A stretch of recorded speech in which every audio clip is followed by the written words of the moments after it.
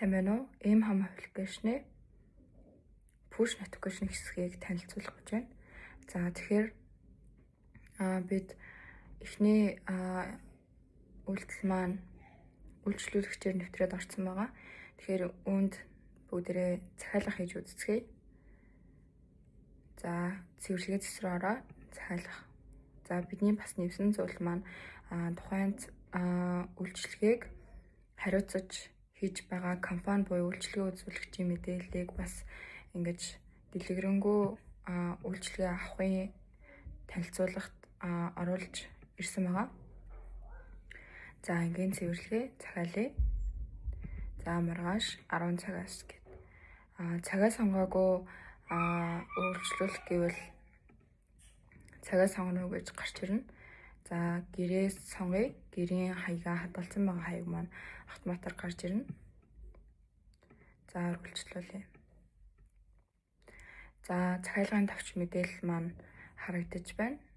За үүнийгээ нэгтэлж үзээд зөв байвал бүгдээрээ баталгаажуулах товч дарснаар захиалга амжилттай болоод утсан дээр маань захиалга амжилттай ирлээ. Демо хэрэглэгч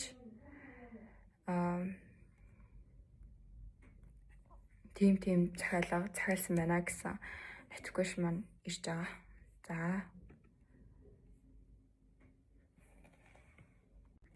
За дараагийнх нь болохоор Expa app дээр маань notification хэсэг маань хэрхэн ажиллаж байгаа дарааллыг нь танилцуулъя гэж бодлоо. Тэгэхээр симулятор дээр үйлчлүүлэгч маань захиалга өгнө.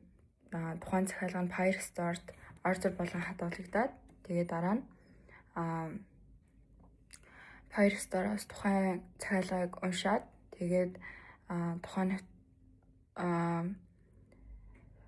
захиалга дээр хадгалагдсан байгаа notification маань утас руу яваад notification үйлчлүүлэгч болон үйлчлэгээ үзүүлэгчийн утсан дээр харагдаад тэгээд тухайн notification дээр дарж ороход үйлчлэгээ үзүүлэгчид тэр үйлчлүүлэгчээс тийм захиалга орж ирлээ гэхэд тухайн notification дээр дарахад үйлчлэгээнүүдийн жагсаалт харагдах байдлаар ингэж ажиллаж байгаа push notification маань.